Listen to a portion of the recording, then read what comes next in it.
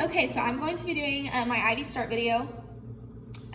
So whenever you start an IV, you're going to make sure that you've got all of your materials in your patient's room or with you whenever you're going into the patient's room. And before you do it, you're going to check your solution to make sure that it's not discolored and it's not expired. And you're also going to make sure that you have the right patient before you do this, because you don't want to start an IV on the wrong patient. You would also label your IV bag with your name, or the name of the patient, the date, the time, and then your initials, and then the infusion rate on the bag. So since it is a medicine, I would do my 3 checks of medication and my 6 writes.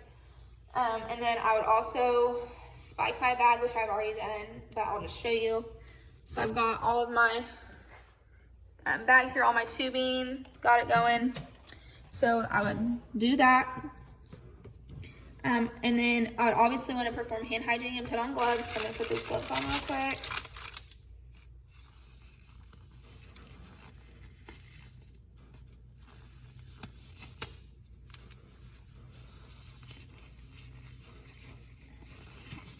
Okay, just gonna move out of the way. This is a sterile procedure, but that was really bad. Okay, so now I would have my patient, I would be at a working height. I'm not at a very good one right now just for the sake of this video, but I wouldn't want to be bent over or anything. But my patient would be probably laying in bed with their arm out for me, set on my leg, something like that. And you don't have to lean that far. So I'm gonna go ahead and I'm gonna put the tourniquet on. And since I'm gonna be using the anacutal region, I wanna go about 4 to 8 inches above where I'm gonna start the IV at. So I'm gonna get this tourniquet going. Okay, since I've got that on, I'm gonna visualize her veins. I'm gonna see which ones are bouncing around, which would be good for me to go ahead and start at. And then after I've located one, I'm gonna clean it with an alcohol sponge, swab, something. So I've got that done, and I'm gonna go ahead and I'm gonna give them a break from that now that I've located it. And I'm just gonna go ahead and I'm gonna visualize the veins a little bit more, make sure that I really have a good one, because I don't wanna have to poke them a bunch of times. I wanna make sure that I've got one and I'm not gonna have to mess with it too much. So now that I've done that, I'm gonna get my tourniquet going again.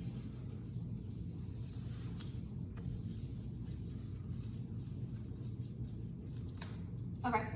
So now that I've got that, whenever you start your IV, you want to have your IV catheter. I'm not going to take the cap off just for the sake of this video, but whenever you do it, you want to make sure to go in at about a 30 to 45 degree angle, and you're going to pull the skin taut. So I'm going to pull the skin back.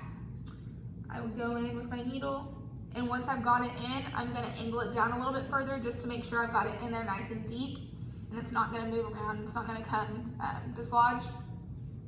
And I'm gonna pull back to get that catheter out. You should also see return blood flow whenever you insert that. So I'm gonna take that out. And after I've got that in, I'm gonna make sure it's stabilized. And then I would attach the tubing to the IV. So whenever you do that, you would clean your port, whatever port you're gonna use. You wanna make sure to disinfect that so no germs get into her bloodstream. And after I've done that, I'm going to tape the tubing to her arm so it's not moving around everywhere. Then I'm going to take my transparent dressing, and I'm going to put that over the IV so it doesn't move around. She doesn't mess with it. I'm going to put the date, the time, the gauge of the catheter that is in there, and then my initials. And then after I've got all that done, I'm just going to discard of all my materials, clean up. I'm going to assess my patient again, make sure that they're not in any pain or discomfort. And then just, that's it, so.